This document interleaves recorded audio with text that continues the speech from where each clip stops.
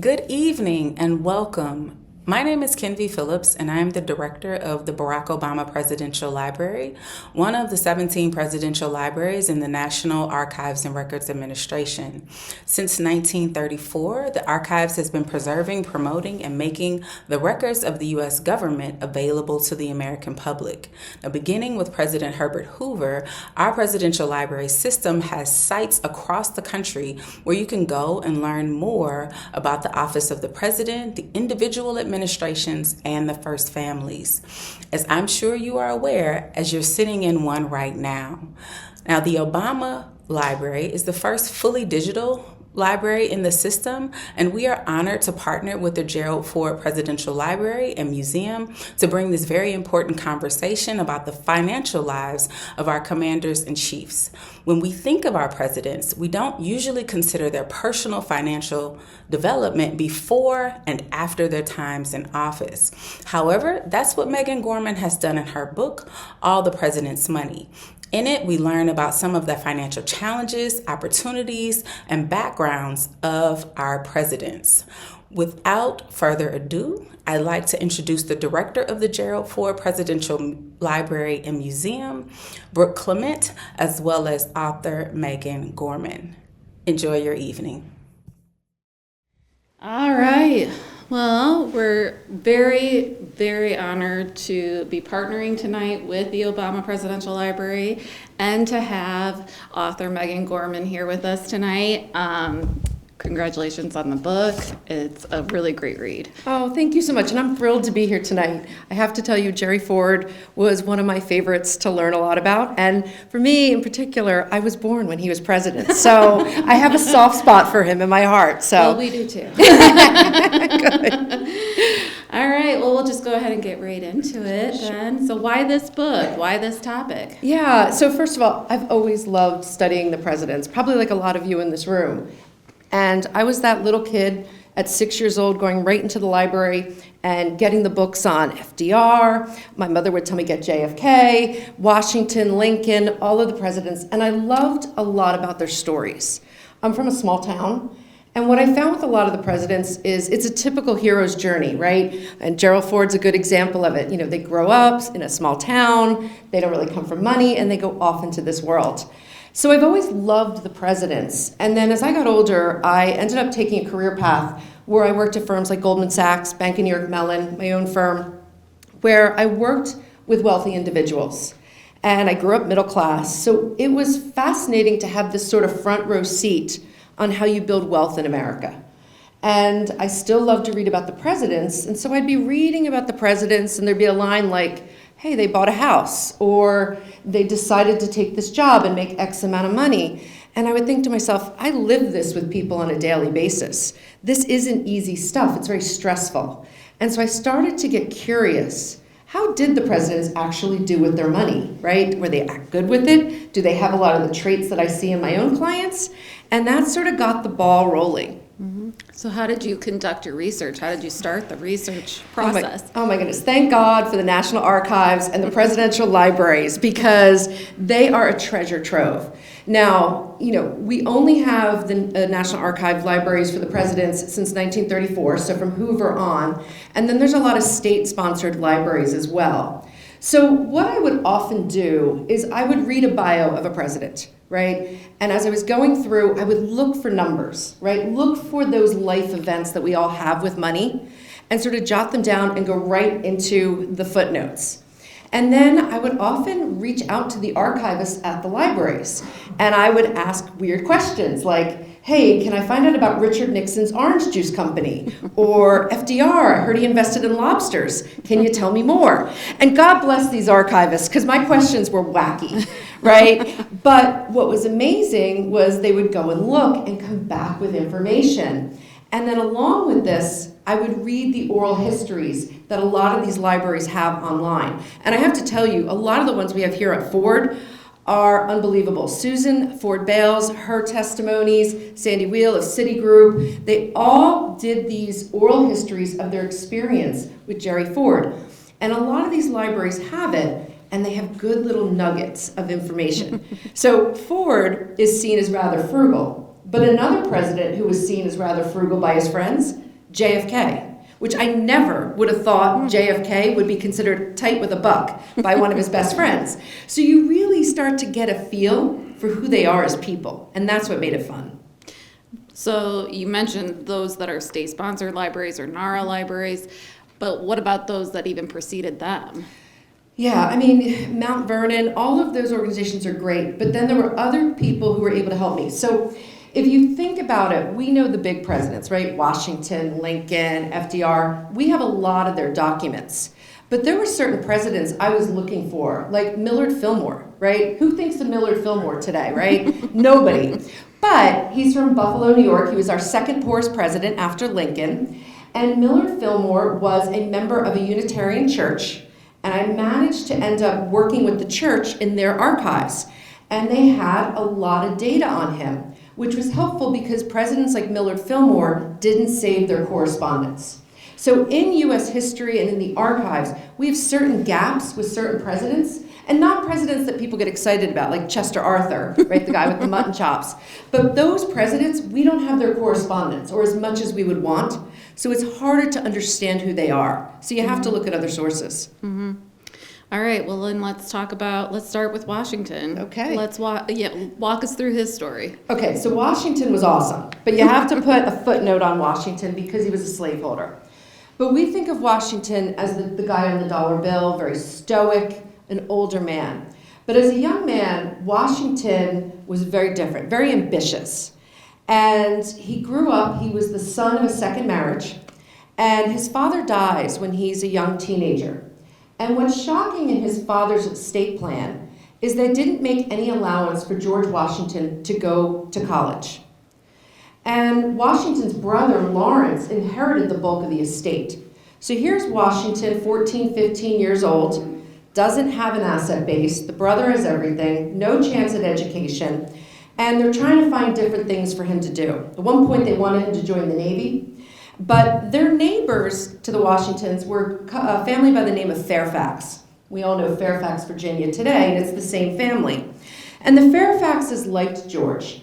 They thought he was ambitious and smart. So they gave him a book on surveying, and they said, come on out with us. Come on, we're going to go survey. And Washington, being the clever guy that he is, he learned how to survey, and then he figured out, I should start to buy land. And he's starting to buy land, and as a surveyor, he becomes a great budgeter. So Washington makes his way by working hard, budgeting, and acquiring land. And he starts to get commissions to be the royal surveyor for different areas.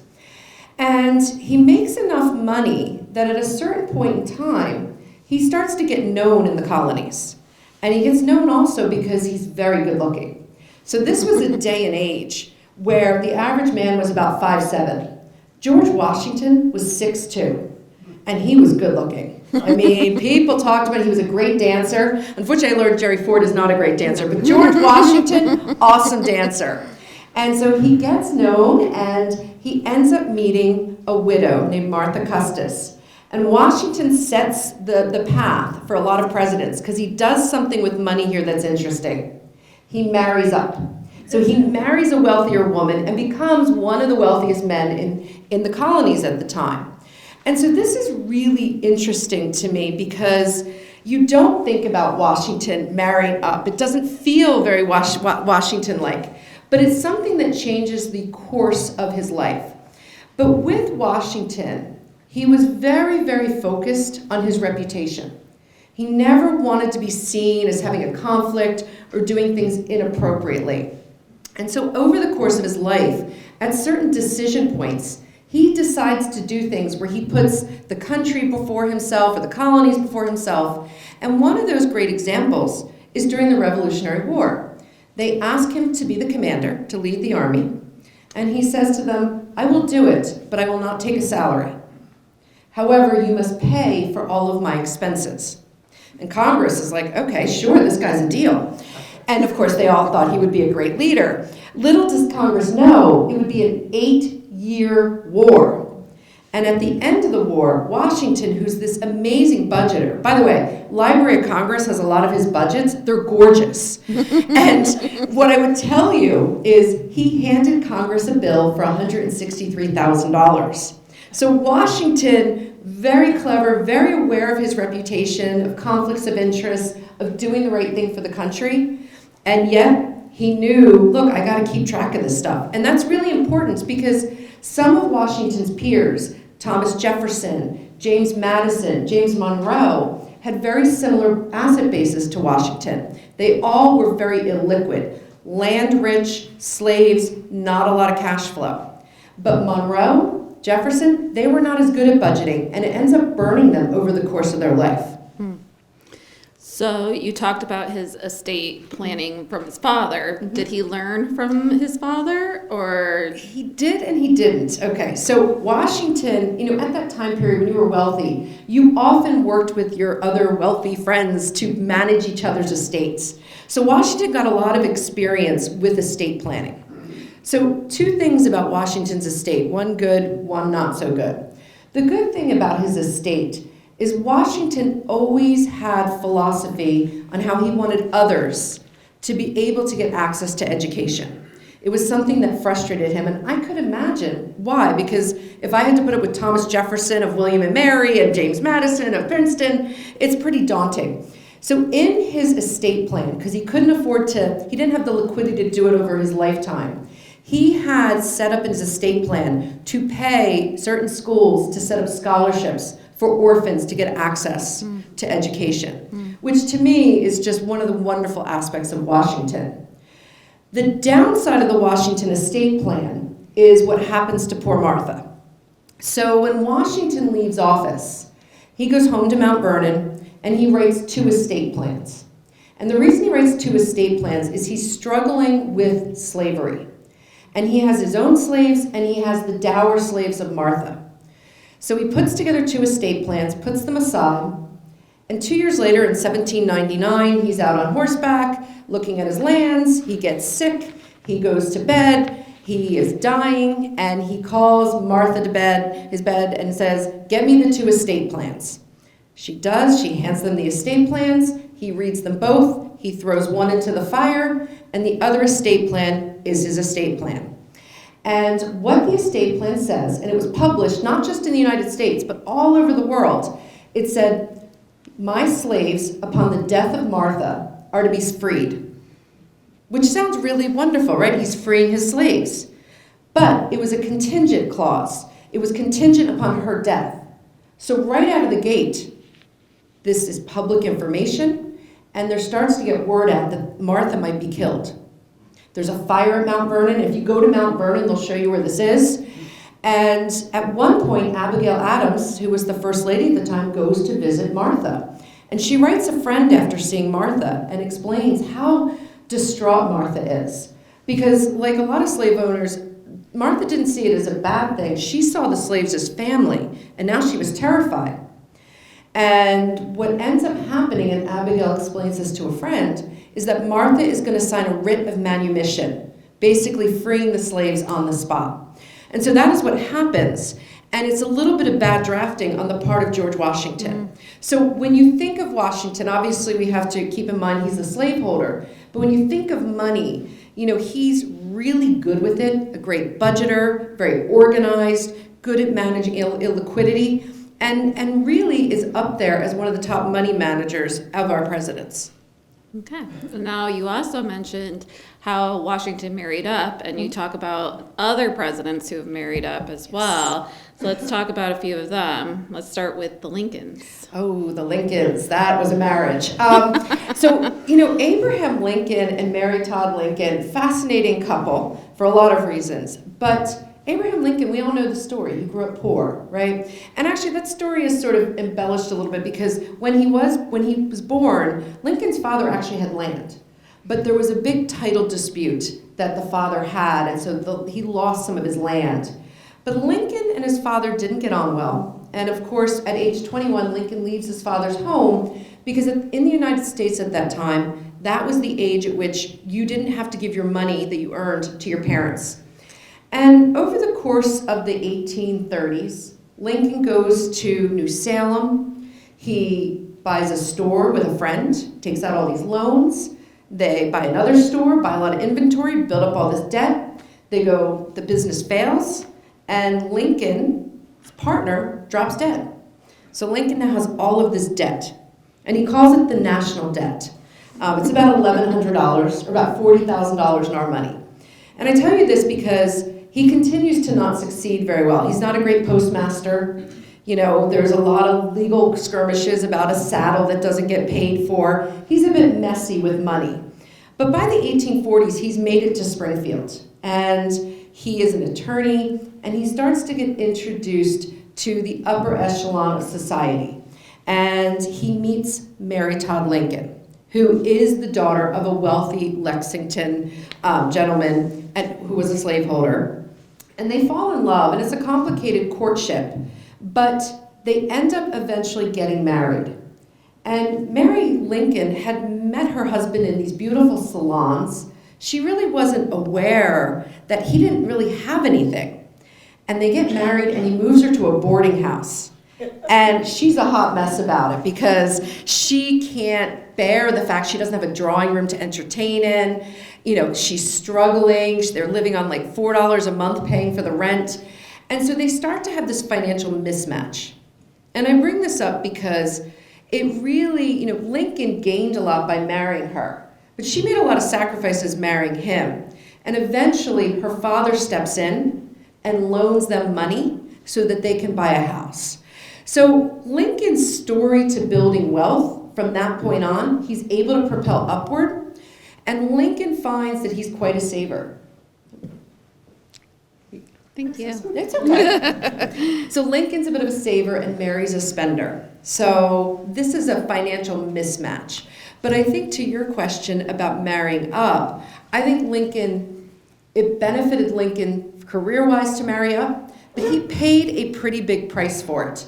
And I say this because during his presidency, Mary Todd, and a lot of people try to diagnose her. I'm not going to try to diagnose her with anything. I will tell you she would go to New York and spend tens of thousands of dollars. And she says to her dresser, Mary Keckley, during Lincoln's re-election, she says, "I hope he wins, because if he doesn't, he's going to find out how much debt we're in." And so very, very mismatched. Mm-hmm. And of course, he paid the price of the fact that she was spending. And luckily he did win. He never found out about the debt. But after he died, a lot of the money was used to pay down debt. Mm-hmm. And she also, in terms of parties and things like that, she also kind of went to other other cabinet secretaries. Yeah, and the famous story of her throwing a party and submitting a bill to the Secretary of the Interior to pay for the party. And her bill was like $900, but then another person had thrown the same party for the same person the next night, and it was half the bill. Mm-hmm. And so there are these moments in Mary Todd Lincoln's finances where she's basically trying to put one over on the government. So she's wild and crazy in this sense. And then you've got Lincoln, who's saving every paycheck in treasury bonds. So very mismatched there. Yeah. Another couple that you talk about are the Carters, and I found it very interesting to learn about Rosalind's financial prowess. Oh my gosh, she was great. So, when you think about how to make money in this country, one of the things that is really important is who you marry. Mm-hmm. And Jimmy Carter was a pretty smart guy, obviously a nuclear engineer, had been very successful even before he came back to take over the family farm. But one of the most brilliant decisions he made was marrying Rosalind. And in the early 1950s, they're living in New York. He's doing really well. They're making $300 a month. And they're doing so well, they're able to save $75 every month. And they're living this great middle-class lifestyle. And of course, his father dies, and they decide to move back to Georgia. And Rosalind was not a fan of going back to Georgia. In fact, she told him at first, "Over my dead body." She threatened divorce, which I don't ever think about when you think of how kind she was. You could ever see her this angry. Mm-mm. But she does. But Jimmy Carter wouldn't hear anything less. And they go back to Georgia, and he finds out basically that his wife is an amazing bookkeeper. And he puts her to work on the Carter farms. And she does a phenomenal job so that he doesn't even have to focus on that. He could go out and grow the business. So it's sort of interesting with a lot of these people, and I think another good example is LBJ and Lady Bird, is that there are certain presidential marriages where the wives brought the financial savvy that helped elevate their husbands upwards. Mm-hmm. And then another couple that you talk about, and I thought was an interesting story, was the Eisenhowers and the story of the engagement ring. Yes, so Eisenhower is a tough character to understand. And some of it is, when you look at some of the other presidents, there's a lot more correspondence.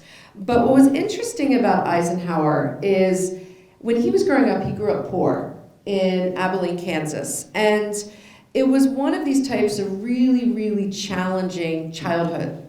But he would get away and he would go, and there was a gentleman in town, a single guy, who would teach him how to hunt, taught him how to fish, and also taught him how to play poker. And when you study poker, right, when you think of some of the best risk takers out there, poker is one of those ways you can tell their type of ability to manage emotion, to make decisions on a very limited amount of information.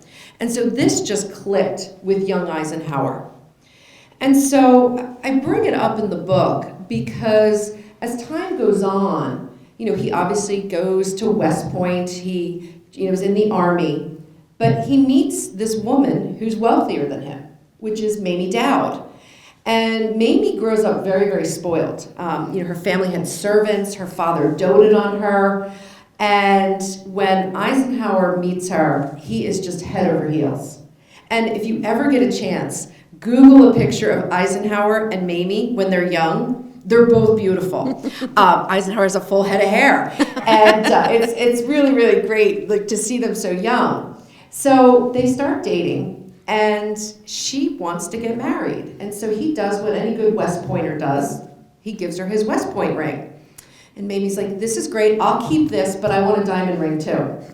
And he's like, "Okay." Okay. So what does he do? He goes and buys a diamond ring, and he gives it to her. But to buy the ring, he had to take a loan. So now, this is a guy making $112 a month. He doesn't have a lot, and now he's got this huge debt, and he's marrying this woman who's from a wealthy background. And what does he do? He plays poker in the Army against his Army buddies. And he ends up making enough money from playing poker that he pays off the ring rather quickly. And as a couple of side notes with Eisenhower, he made a decision later on in his career to stop playing poker against everybody in the Army because they were more junior to him. But one of the things that I found fascinating in his story, which is unrelated to his money, but he had a chance to join, it wasn't the Air Force as we know it today, but to join the Flying Corps at the time, and it would have been a pay raise. And Mamie's father stepped in and said, "No way, you're not getting in a plane because that's way too dangerous. And if you die, it'll break my daughter's heart." So Mamie's dad paid him an allowance. Mm-hmm. And that helps supplement a lot of what they lived off of when they were newlyweds. Mm-hmm. You also have a quote in there attributed to Eisenhower or to his financial ways, the squeeze a dollar until the eagle screamed. Oh my God, this is the best quote. It's a Mamie quote, right? Oh, that was Mamie, Ike okay. was so tight, he'd squeeze a dollar till an eagle screamed, which I totally love Mamie. Mamie is got some great little bon mots. She would say things like, "I have a career and its name is Ike." Like fun things like that. So she was quite the character. I mean, we think of her now in the 50s and she's in pink and the frilliness, but she was sassy. And I think that was some of the secret to the match there, is that sassiness. So I find Mamie so much fun in some of the things she used to say to Ike. It was a great quote. Yeah. I forgot about that till now.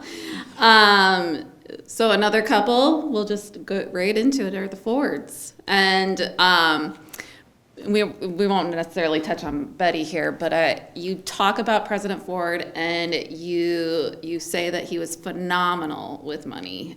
How so? So Ford is a very much a learning being. He was intellectually curious, right? And he was always able to take his experiences and grow from there. So as a lot of you probably know, he didn't grow up with a lot of money. But when he was a young boy, the family had a house. And during the Depression, they lost the house. And that made an impact on him about mortgages. And I bring this up because throughout his career, Jerry Ford lived paycheck to paycheck. When he got in the White House, he had to ask, when do I get paid? Because, he had kids going to college and he had mortgage payments and so on. But what was really shocking about Ford is he knew he didn't have a lot of money. In 1976, when he ran against Carter, they did a comparison of Reagan's finances, Ford's finances, and Carter's finances. And of course, Ford's got a couple $100,000, and Carter has obviously this huge agricultural empire. But what's interesting about Ford here is when he loses the election, he does something different. And it's something that every president since then really should tip their hat to. And that is, during the bicentennial celebration, he had gotten to know a lot of Hollywood people. And he got to know an agent named Norm Brokaw. Now, Norm Brokaw doesn't mean a lot to us now, but Norm Brokaw was the agent. He had Marilyn Monroe as a client. And he had gotten to know Ford, also because Mark Spitz had a book come out, and Mark Spitz met Ford when he was president. And Ford does a meeting with Brokaw.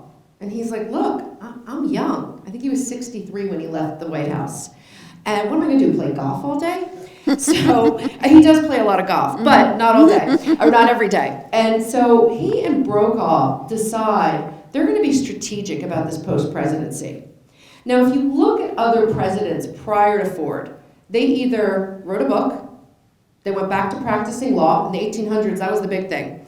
Or they died, right? We had a lot of presidents who just died right after the presidency or during the presidency. So this was breaking new grounds. Now, some of it was going to be doing speeches, and some of it was going to be doing charity work. But he had this category called entrepreneurial endeavors. And this was sort of completely, not really fully defined, and he really didn't define it completely until after he withdrew from the 1980 presidential election. But this was going to be different things. And what I talk about in the book is the Franklin Mint. Now today, we all know the Franklin Mint, right? It's like kitschy, right? But in the 70s, and in particular during the presidential, inauguration and the bicentennial, the Franklin Mint was all over the place. It was one of the best performing stocks on the market. They had all these sort of medals coming out. And so in 1978, they convinced Jerry Ford to put out a series of presidential medals of different key moments of the presidency. And of course, Ford does this, and he gets tremendous backlash. People think it's trashy, that it's, a stain on the presidency. I mean, one paper even said, who is Jerry Ford? I mean, but for the Nixon mess, he would have just been some random congressman. So they were not very nice to poor Jerry. And he never does anything entrepreneurial like that again. Now, the Franklin Mint had said these medals were going to appreciate in value. You can find them today on eBay for the same price as they were in 1978. So this was something that he tried to do. And, today the world's changed so much, right? But the thing that Ford did that really transformed post-presidential money is he then got involved with corporate boards. And at one point in the height of it, he was on 8 boards. Now, there were some interesting aspects to this because when you're invited on a publicly traded company board, everybody has the same deal. You're paid this for meeting, and maybe you get some stock. Ford always had a special deal. He always had a side consulting agreement and a special deal to be on the board, which everybody was willing to do. And Sandy Weil of Citigroup explained why. He said, the fact that you had the President of the United States, former President of the United States on the board, he saw the world so much differently than everybody else. And he could point things out that nobody else were thinking about. He goes, the value we got out of him being on the board, it was unbelievable. And so he really contributed a lot during that time period. And he always felt it was important to balance it with doing charitable work, with putting his name out there. And he wouldn't just put his name out there. It had to be tied to something that had meaning. He had this very strong core of ethics at the heart of him. And so, we don't know exactly what his estate was worth at the time of his death because the estate tax returns are not public. But let's just say he was not living to paycheck when he passed. He was financially successful. And probably one of the biggest things that meant the most to him financially was that fairly quickly after he left the presidency, when he wrote his book and made money off of his book, he paid off all his mortgage debt. And Ford hated a mortgage. He was still that boy that grew up in Grand Rapids losing his home, and that stuck with him. And if you ever get a chance to go through any of the oral histories here, Susan Ford Bales' testimony talks about the fact that she would say to her dad, "Hey Dad, you should have a mortgage, you get a tax break." And he wouldn't hear anything about it. He thought that was crazy. He thought debt was bad. And he would, every year when he'd see his kids, he'd be like, "How's it going? How's money going? How's your debt?" Right? He really had these strong financial morals. And I gotta tell you, I wish I had no mortgage. I mean, he was on to something. So again, very strong with money, but someone who had to learn, and when things went south, he was willing to pivot. And that's one of the hardest things when you're trying to become what we in the academic sense of financial planning is called financial resilience, which is the ability to weather the ups and downs of your financial life. He is an excellent example of that. Yeah, well, thank you. So you write about dressing for success too, and how that looked or changed through the generations. Yeah. Can you walk us through that a bit? And I am particularly interested, given the fact that we are partnering with the Obama Library here tonight. There's a footnote you have with regard to the clothing choices of President Obama. Yes, okay, we'll start with Obama, right? So Obama, when he became president, and this is, I'm trying to remember which book this was in, he realized that being president, you have to make the hardest decisions. Right? The decisions that get to your desk are the problems that no one else can solve. And he knew that he had to preserve his decision-making ability to the best possible amount he could. And so what he decided was that he was going to wear pretty much the same outfit his whole presidency. And if you think about Obama and you think about him being president, you probably can see it. It's the sports coat, the button-down shirt, and either gray or tan slacks. That's the Obama uniform. And I thought that was really interesting that he had thought about decision-making in the same way because he knew he had to preserve his energy.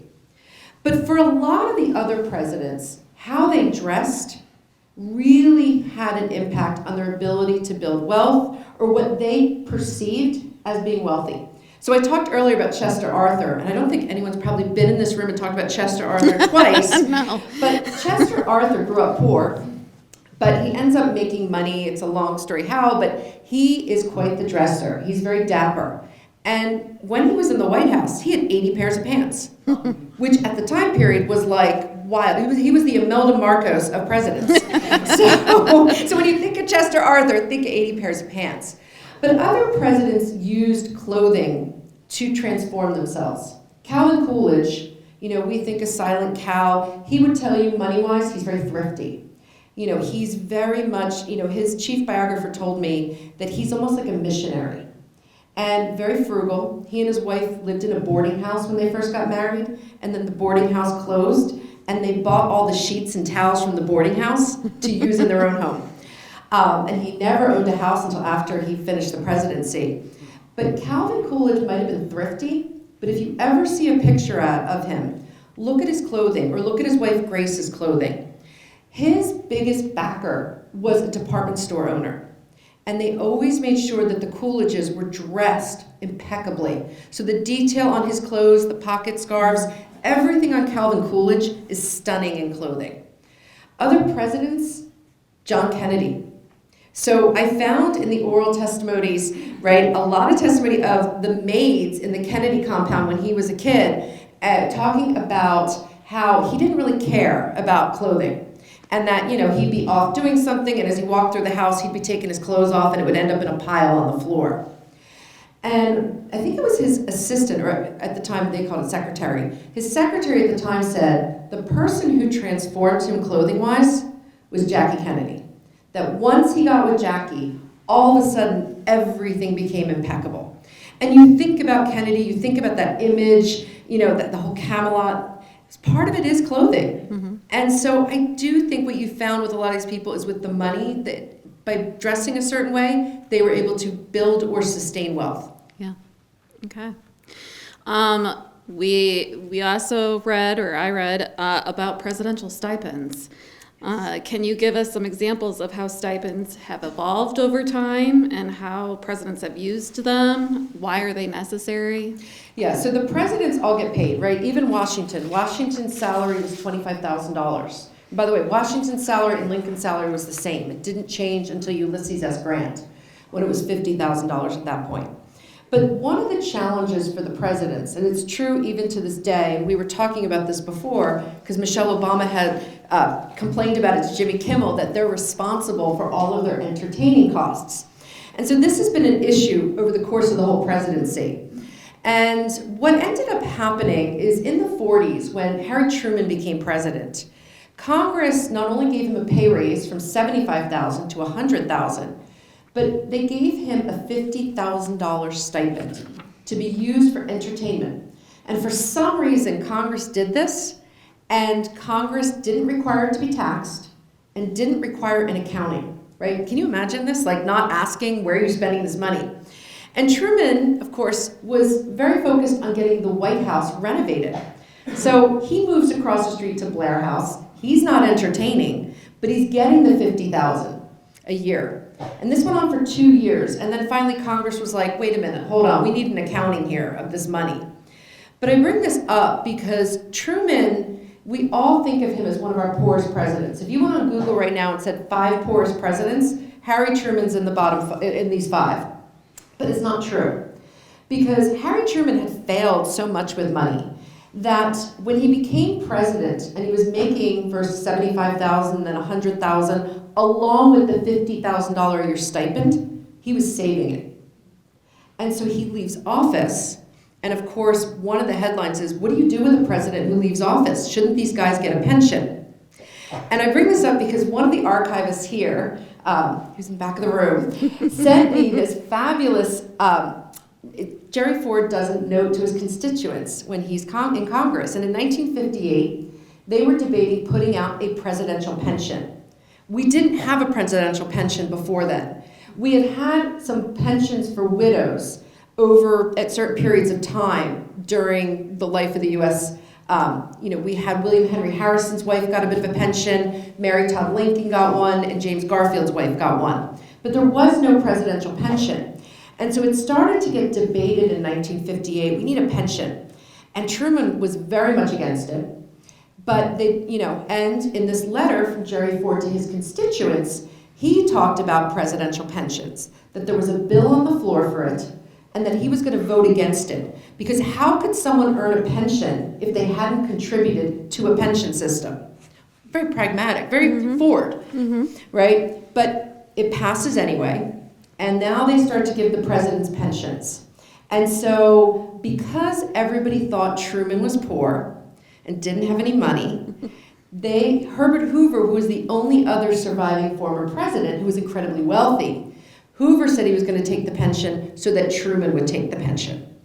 And so that has started the presidential pension system, which is in effect today, along with other stipends they get when they leave office to maintain an office. And of course, they all have to raise money for great organizations like their libraries. So, yeah. All right. But I'll tell you one last thing with Truman. When he died in 1972, on the same day as Jerry Ford, or years earlier, obviously, he died with a net worth of $750,000. And what's really interesting about archives, right, is a lot of times the families will deposit something in the archives and give it a date it can be released. So Margaret Truman, his daughter, had put a lot of the family documents into the Truman archives to be released after she died. So it was in the early 2000s that the archives opened at Truman, and they start to look at the financial records, and they find a letter from Harry to Bess. And it's a letter we do today with our estate plans saying, hey, here's all of our money, here's where it is, and by the way, we're worth $750,000, which is the equivalent of about $8 million today. And what was shocking about this is there were some academics who study this who felt that Truman pulled off a great scheme against the American people. And the way I looked at it was, no, this poor guy kept losing money his whole life. He was afraid it was going to disappear. Yeah. So it's sort of amazing what sort of treasure troves are in these archives that we find out decades after they pass. All right, so you kind of rank your best and worst. So who was the worst with money? Oh, God, Thomas Jefferson. Do not take financial advice from Thomas Jefferson. He's a big spender. And, I'm sure a lot of you in this room have worked with financial planners or financial people and will say, where do you see yourself in 20, 30 years, right? So I think with Jefferson, he probably would have been like, I'm 40 years old, probably dead in 20 years, right? They didn't live that long like they do today. But Jefferson, like Washington, had a very illiquid asset base. A lot of land, a lot of slaves. But the difference between Jefferson and Washington is when you go into Washington's correspondence, even when he's fighting the Revolutionary War, he will sell off pieces of his land to get liquidity into his asset base. Jefferson never actively managed his asset base. And so what happens to Jefferson is that as he gets to the end of his life, he almost puts Monticello up for auction. He actually did. It appeared in the Saturday Evening Post. And I actually found the original ad. They gave it to me at the Saturday Evening Post. They still had it. You could buy tickets for an auction to win Monticello. And of course, this auction's going on. They were selling tickets. And a group of Americans got together and sort of said, Thomas, like, not a good look. So they make him stop. And then they said, we're going to do like a GoFundMe for you, but then they never set it up. And so he sort of languishes in the last few years of his life, and he does, the last letter Thomas Jefferson writes is a great treatise on democracy and so on. But the second to last letter he writes in his life is a letter to a wine merchant trying to buy wine on credit. So he's an eternal optimist on this, horrible with money. And after his death, Monticello does go up for auction. And it was only in the 1800s, a private citizen who ended up buying it from somebody else bought it to preserve it for all of us. But again, very big financial messes, not good with connecting with his future self or building out the cash flow needed for that type of illiquid asset base. Okay, so Jefferson worst, who's the best? Herbert Hoover, right? So it's so funny. Some of the presidents who you don't think of because they weren't great presidents were really good with money. But Herbert Hoover's worst 4 years of his life was the presidency. Both before and after, he's an exemplary human being, but it's sort of that hero's journey. He grows up in Iowa. He's a Quaker, and his parents both die by the time he's 9 years old. And he and his two siblings, what the Quakers do is they have a financial guardian for them, and then each of the Hoover children are sent with a different family member. And so as a little boy, Hoover had to write budgets to get money for clothing, for school books, for medicine, for food. So he learns to budget at a very early age. And then as a teenager, he's sort of what we would call a financial apprentice. He's made the bookkeeper of his uncle's business. And so Hoover gets to go to Stanford. He's in the first class of Stanford. The tuition at Stanford for the first class, $0. But he had to make money to live on campus. Mm-hmm. And so he starts a laundry service. And he gets out of college, and it's a depression going on. It's still remnants of the panic of 1893. And Hoover can't find a job in geology to save himself. So this is, he's living in California. And so he goes out to the Sierra Nevadas, and he takes a job in a mine, making $2 a day, 10 hours a day, pushing things up from the mine. And when he first gets there, the miners are looking at him like, what's this college kid doing here? But he works really hard. And so then the miners are like, okay, kid, this is what you should look for this. This is what this looks like. You looking for gold? You see this sign? That's gold. So they teach him how to mine from the mine point. Plus, he was a geology major at Stanford. Fast forward, gets to go to Australia with a British company to manage a mine. And he would be in the Australian outback. He wouldn't bathe for weeks. It was horrible. It was dirty. People were sick. And he'd either be out on a bike or on a camel to survey. And so one day he's out on a camel and he sees this piece of land and he thinks back to what the miners had taught him, and he had heard there was an old mine there. And he's like, I think there's something there. So he does this sort of report and sends it back to his bosses in London and says, look, I think there's a mine here. I think there's a lot of gold in this mine. You should buy it for $250,000 and make me the partner who runs it. And they do it. And he goes down there, and it's a mine called the Sons of Guala, and he strikes gold. And this mine, I think over the 40 or 50 years it was mined, they got over $60 million of gold out of it. Wow. And so he becomes a partner in the firm. And they send him off to Asia, he lives in China, he has all these sort of precious stone mines that he becomes an owner of. But he's a Quaker. And so while he's traveling about, he has a friend in the US who managed his money. And he would write him and he'd say, hey, if any of our friends need money, you give it to them and you don't tell them it's from me. Because this is these Quaker values of giving back.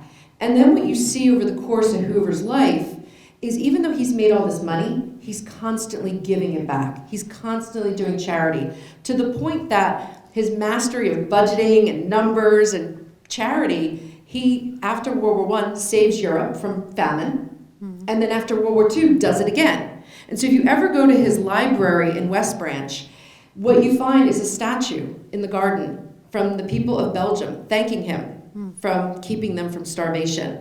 So again, a very giving person, incredibly wealthy, but he saw the wealth as something to use to help others. And that's what made him so amazing with money. And a lot of the other presidents have done other things like that. But Hoover sort of embraces it in a very unique way.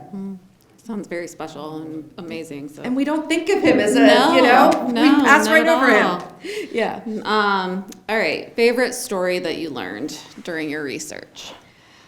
This is a quirky story about FDR. So, a lot of the work I did in studying FDR's money relates to Warm Springs. So I'm going through correspondence in 1926 and 1927, and there's a letter from the IRS. Dear Mr. Roosevelt, we have not received your tax return for tax year 1926. You're planning to send it in. And then there is the note back from FDR, and it's written, and you can almost imagine him delivering this note with that charisma and, the cigarette, holder in his teeth, saying, I was in Warm Springs, and my brother died, and I had to race to New York, and somehow I lost all my records between Warm Springs and New York. So I'll try to put it together for you, but I can't guarantee it's accurate. So I sort of love, and they took it, by the way. The IRS was like, okay, yeah, put together your best guesses and go for it. And FDR would do his tax return by hand. So I would be in there looking at his tax returns with his calculations on selling stock. So it was just so FDR. Of course he didn't file his tax return and got away with it, because that's something FDR could get away with. That's funny. Yeah. All right. Well, I could talk to you quite a lot. I really did enjoy this book, so I highly recommend it. But I do want to give our audience members some time to ask questions of you as well. So I'm going to hand my mic off to Tara here, and if you have a question, Tara will come to you with the mic. Here's one from our live stream. Oh, perfect. Oh, okay. If you want to go ahead and read that one. Hi. First of all, it's wonderful just hearing your stories and comments. Thank you for being here with us. So I have a question about Jack Kennedy. Okay. So I understand also that he was pretty frugal. I was wondering if his wife, Jackie, who had a dad that made great wealth and then lost it all, or his own father, who was a bootlegger in the Depression and went to high highs to low lows and back, if any of that volatility had an impact on young Jack as he was growing up. It's a great question. So the question is, did any of the volatility of John Kennedy's growing up with a bootlegger father and being married to a woman who clearly had a father who also had a lot of financial volatility impact him? And I would say, yes, it did. So with the Kennedy pieces, what's very hard is to find their financial information, right? Because everything's in trusts. But I think maybe if you follow Jack Kennedy, you know the name Lem Billings, who was his best friend. And Lem Billings did an oral history with the Kennedy Library. And it was a total treasure trove of information on how frugal Kennedy was. Now, I think from what I could tell in reading some of Pierre Salinger's work as well, that Kennedy had been very much impacted by the fact that he'd been given a trust And that trust gave him the freedom to do what he wanted, right? So Lem Billings talks about in his oral history about how frugal and how tight with a buck Kennedy is. And that he really was much more willing to work with his friends who didn't have a lot of money and go do cheap things versus run off and spend a lot of money. So he really thought about it. And Lem Billings tells two stories. One is, when they were in college, they went to New York. And in New York, they would go to the Stork Club. And, for young people, there was like balloons on the ceiling that would drop down, and there'd be free champagne given out. But if you went, you would also have to do what we would call bottle service today. And Lem didn't have the money to really do this. So he and Kennedy would go, because they wanted to meet the girls, and they would order an expensive cocktail, and they would sip it, and then they would say, "Could you watch our drink?" And they'd run out. They'd go down the street to a bar, slam back a bunch of cheap beers, and then come back and keep sipping their drink. And he said Kennedy was fine with this because he knew we weren't spending a lot of money. The other story Lem Billings tells is that when Jack Kennedy became president, they owned a house in Georgetown. And they wanted to sell the house, and they asked him to help with it. And I believe he sold it for something like $105,000. It was a lot of money for the time, but they sold it really quickly. And then Kennedy found out that he could have sold it for like $110,000. And he was livid with Lem Billings that he sold it for too low. But I think the thing is, with Kennedy, he really wanted to preserve the family assets. And I think in a way, he was sort of mismatched being married to Jackie Kennedy. And there are stories at times where, there was one story I read where Kennedy had been donating his salary to charity since the time he was a congressman. And in 1962, there was an article in the newspaper about this. And this was apparently news to Jackie Kennedy. She was like, "Wait, what? You're not getting a salary? Like, you're giving it away?" I'm thinking, God, you've been married for over 10 years. Like, how do you not know he's doing this? And they end up getting in an argument, and I forget where I read this, but basically Kennedy is like, "You're mad at me for donating my salary? I'm getting these credit card bills, and you're shopping, and you're buying all this stuff." So they were a little financially mismatched, and I would say at times probably used money to irk each other, So I have a question here. Let me read this first. After all of this research, are there any presidents or first ladies who you admire more than you did before? Or maybe just like more? There are a lot. First of all, when you look at someone's money, you're really seeing their humanity. Money is so emotional, right? And so, and I give a good example in the book in the beginning, I found a letter with Lyndon Johnson where he said he woke up at 2 a.m. worried about money. And I think that's an incredibly human experience. When I think about the presidents and I think about who comes to mind out of the gate, I would tell you I saw Ronald Reagan very differently after doing research. I was a child when Reagan was president, so I always just saw the Hollywood thing. And when I started to dive into Reagan's story, learning that he grew up poor and that his father, who was a shoe salesman, was an alcoholic, and that his father would finish work, get the pay for the month, and on the way home spend it at every bar. That as a child, Reagan and his family would have to leave in the middle of the night to escape the landlord. And that story really changed how I saw Ronald Reagan because I never thought of him going through that. I just thought of him differently. Another president I would tell you would be Warren G. Harding, right? If I say Warren G. Harding, you probably think Teapot Dome. Right? Died at the San Francisco Palace Hotel, which apparently they'll let you go see the room if you ask. But Warren G. Harding was amazing with money. He took $300 and bought a newspaper as a young guy. And he built this newspaper up. But the people who worked with him, he let some of them buy into the newspaper. So they became owners as well. And they called him WG. And he was loved by his employees. And so there were times when one woman lost her spouse, and he would send money every month to make sure she was okay. And it wasn't some nefarious thing. It was just, he was trying to be supportive. And so, Warren G. Harding has the bad luck of dying and having his wife die immediately after. So nobody could create this Camelot image. Not that he would have had a Camelot image, but And the truth is, he was actually a good person and caring. He just wasn't a good manager of the country. So those were sort of the things. And then if I think about first ladies, I would probably tell you I really enjoyed Lady Bird. You know, we think of her as so southern and soft. She was tough, and she was his sounding board. And you have to remember, her mom died when she was 4, and her father would teach her. Her father and her uncle would teach her about money because she had this inheritance. So she does end up buying a radio station, which, you know, they both get lumped into seeing as being owners, but it was actually bought by her separate property. And when you go through the correspondence for the radio station and how it was run, she was very, very hands-on and very savvy. Not some soft, sweet, demure woman. She was tough in business. So I liked that about her.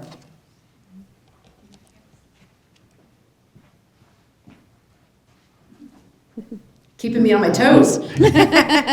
So a little more current, so Yep. regarding the Obamas, so I understand before the presidency, they had more of a working class to middle class income stream. Post-presidency, they become very wealthy. So is that because of his movie and media deals, his speaking engagements, or something else? So the question is, how did the Obamas build wealth? Was it media? Was it publishing? So the Obamas are sort of interesting. We have 2 presidents that had student loans, Bill Clinton for law school and Barack Obama. And I talk about this in the book, but both Barack and Michelle went to very prestigious schools, and they both incurred a lot of student loan debt. And Obama's in particular was very strategic. He had a full ride from Northwestern Law, or he could go to Harvard and pay. And he went to Harvard and paid. He made a strategic decision. So Barack and Michelle had a lot of student loans for a long period of time, and they really struggled, even though she had a pretty big job at a law firm. But what changes everything for them is the book he writes. Now, they get married, and he runs off to go write this book. And God bless Michelle. She's very patient, you know, because she's like, he'll dream something up, and I'm like here trying to pay the bills. But he writes the book, Dreams of My Father, and he makes about $40,000 on it. Now, I'll tell you, in the book world, that's a lot of money. So that's considered a success. But then, when he runs for Senate, and they still have student loans at this point, the publisher decides to reissue the book. Well, if you go through their tax return, which I did, from when he runs for Senate to his last time that he publicly releases his tax returns as president, he made over $16 million from that book, which is nobody else can replicate that in paying off their student loan debt. It's $16 million. So phenomenal story with that. But then you also see on their tax returns, they're funding Sasha and Malia's, their 529 plans. So you see them doing some of the good planning they're supposed to be doing while they're making all this money. But what's interesting about Obama, and then of course you probably just saw a couple weeks ago, Joe Biden signed with CAA. The Obamas now make movies, one was Oscar nominated, is all of them have been able to do this courtesy of Jerry Ford. And it's Ford who was willing to take that chance that sort of changed the trajectory of post-presidential life.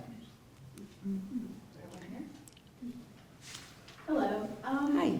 So, and I'm asking because we're going to have an interested crew in your answer later. Just thinking about the next generation. So in April, there's a conference related to building wealth, especially for youth that may not have grown up with it. And so this is happening in Chicago in 2 months, and we're all really excited. So my question to you, if I could take back an answer, is based on your research and what you've learned through this process, what would you tell youth today about what to do with money and how to build wealth for themselves? Well, first of all, from the question is, what would I tell youth today about building wealth and growing money? So the first thing I would say is, it's harder today than it's ever been over the course of U.S. history, and it's always been hard. So I say that because people are frustrated, they're angry, and part of it is it's just gotten so hard to access things like education, like getting a loan to buy a house. It's impossible to some degree. But I think there's 2 things here. One is if you look at the story of a Herbert Hoover's life story matches up to, and it's an organization that now I think is gone, but the CFPB had issued guidelines on when you should teach your children about money. So when you have little children, you teach them counting, right? Buying and selling, you teach them saving. And then over time, you start to have them do more complicated transactions or become financial apprentices. So Hoover's story matches up to that. So what I would tell anyone who wants to build wealth is expose your children to money early. Expose them to the tough parts of money and the tough parts of decision making and make them consistently focus on it. And that the best way to do this is in planning for college. And what I mean by that is when I was going to college, I was told, go to college, you'll get a better job and you'll make money. So I took on student loan debt under that thesis. It doesn't work that way anymore. Now you have to think about how much debt will I take on to go to college where I won't be prevented from building net worth. So why I say this is they really need to think through their decisions of what access to money they have to pay for college and make decisions like go to a trade school, do community college for 2 years before they go into, a 4-year school. And I say that because the goal is to come out of college with the least amount of debt so that when you get out, you can build net worth. Mm-hmm. And that's the tragedy of the millennials today and some of the Zers is they're coming out with 6 figures of debt. All they're going to be able to do is service debt today and not even ever be able to buy a house, which if you think about the house over the course of American history, that is the American dream. Jefferson felt that way, Lincoln felt that way, FDR felt that way. We need to, as a country, think differently about how we build wealth. So I hope that's helpful. Thank you so much. Yes, Yeah. it is. Thank you. Very interesting. One last question maybe we can take? Not even a Theodore Roosevelt one? I can tell you about the allowance he had from his wife. I'm kind of interested in Andrew Jackson and his wife. Yes. Because I was just enthralled when I read in American history that the day he was elected, regular people just kept poured into the White House. And he was from the West and kind of looked down upon as a hick. And then he won. And I just wondered how he did with wealth. Well, he married up. So marrying Rachel was a good thing. Unfortunately, we have a series of presidents, and Jackson is one, Polk is another, where a lot of the wealth came from the plantation system, where you see things like taking of Indian land, to take that in, slave trading. So a lot of the wealth came from that. And, it's harder today for us to sort of feel comfortable with it. So Jackson has a lot of tricky aspects with that. But he did grow significant wealth, and his house is gorgeous if you visit it today. Mm-hmm. But we have to remember that a lot of that, like some of the other presidents, came from slave holdings and slave trading. And in the book I talk about Polk a bit, because one of the hardest things with Polk, we think of manifest destiny, right? He expanded the United States. If you don't look at the slave part, but if you ask other presidents what other president they're sort of envious of, a lot of them will say Polk because he expanded the U.S. so much. But in Polk's correspondence, what I found was he was doing a lot of slave trading while in the White House. He would use a third-party agent to do the trading. And by expanding the U.S., he expanded the territory of which there were slave holdings, and he would like to buy, he typically bought slave children, because they were worth more on the market. So when you talk about Jackson or we talk about Polk, there's a whole inherent struggle with how that money was made. And as Americans, we have to deal with it and accept the fact that we are flawed, but we can learn from it. But yeah, some of that stuff is tougher. And by the way, I get so frustrated with George Washington about it, because other than that, George Washington was awesome. But it's a big but. Yeah. Sure. I think we got one We here. got a couple more. I just remember when Ronald Reagan left office, there was a lot of controversy because he was offered like a speaker to speak in Japan for $2 million, and a lot of people thought that was unseemly, for an ex-president. So it's a new way of making wealth. It is. So I think your question is, was it unseemly, right? Well, it's funny. It's always the one who breaks through the glass ceiling right, that it seems controversial. Jerry Ford selling Franklin Mint at the time was scandalous and now seems quaint. We've got other presidents selling wine and watches, right? And then we've got Reagan, taking some of those speaking engagements. But what's interesting is when Clinton left office, I think they were 8 figures in debt. Hillary Clinton, I think, uses 16 million by her calculation that they were in debt due to legal fees. And Bill Clinton, because, Reagan had broken the ceiling on what you could get paid for a speech, Bill Clinton was all over the place all the time, generating speaking fees. And, I think that made it a little bit more acceptable. And I'll tell you, I've been to events, I've seen Joe Biden speak so they all do it now. But I think Ford and Reagan really sort of broke through the glass ceilings on that. And what's interesting is Carter's the ultimate contrarian, right? And he drove everybody who came after him got driven crazy by Carter because he was off doing his own thing half the time. But Carter made it very clear when he left the White House, he was not going to do what Jerry Ford did. He was not going to go make money. And what's wonderful about Carter and Ford is they didn't really get along, and then they went to a funeral in Egypt. I think it was Egypt. And on the way back, they had to share a plane together. And the two couples bonded and became great friends. And I sort of love that story that they ended up becoming friends, even though Carter was very critical about Ford post-presidency and how he made money. But Bill Clinton should thank Ronald Reagan because that's how Bill Clinton paid off his debt and built wealth. One last So, I swear this is my last question. It's okay. I can go all night. I just worry about everybody else. So,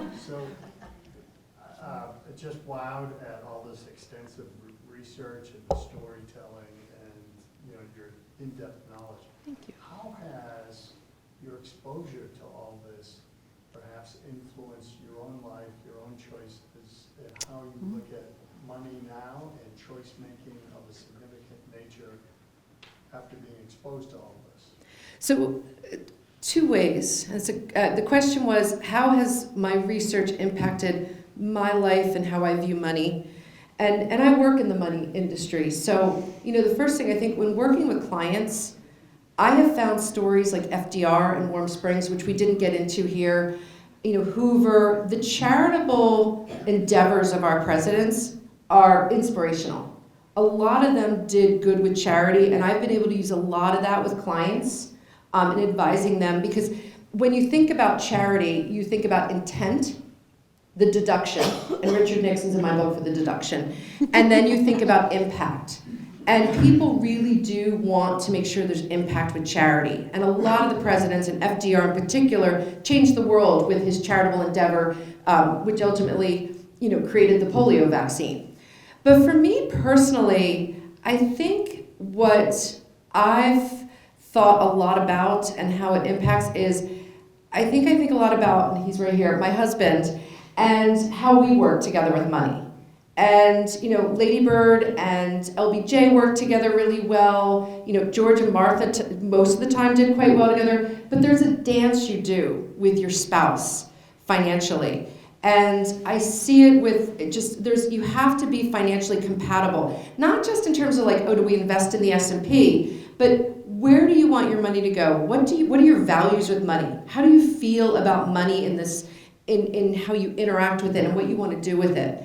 And I think more about how we work together with money. He might not feel that way, but since doing the book, because I would tell you the 2 most important financial decisions are what you do and who you marry.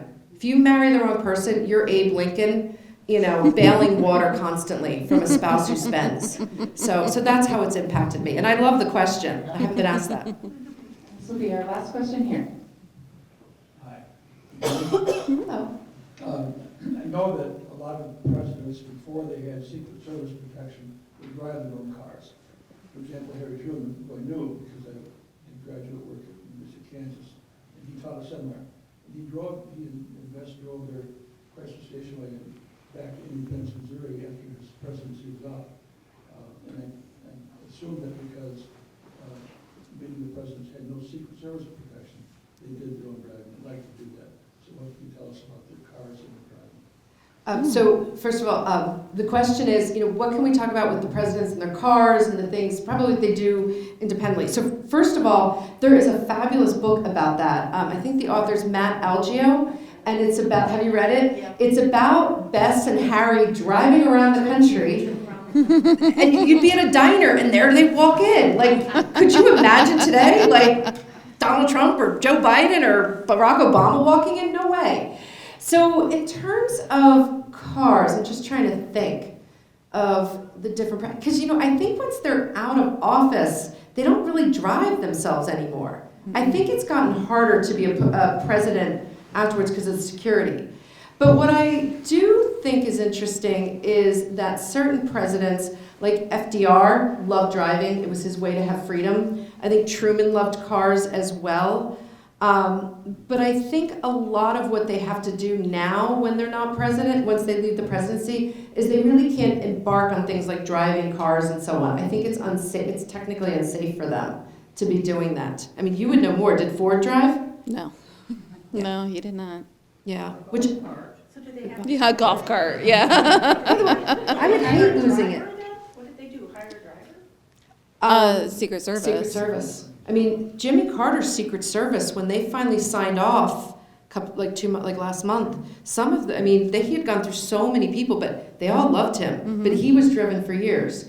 I do think Carter's interesting, because Carter was still in the same house that he was in the 60s, this little rancher. So he never changed in that sense. Probably Jay drove around on his ranch as well. Oh, he Well, did, on the yeah. ranch, and so does George W. Bush on his property. But when they are off property, it is the Secret Service who drives them, and that really started after the assassination of JFK.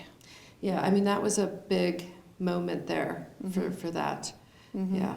And I always think, as a completely other side note, I've always loved Eisenhower and Truman. And, obviously they didn't like each other much, as many of you may know. In fact, that famous picture of them going off to Eisenhower's inauguration, they weren't really speaking to each other for a variety of reasons. But what always strikes me about JFK's assassination is at the funeral afterwards, they met up at Blair House and made up and then never saw each other again. So,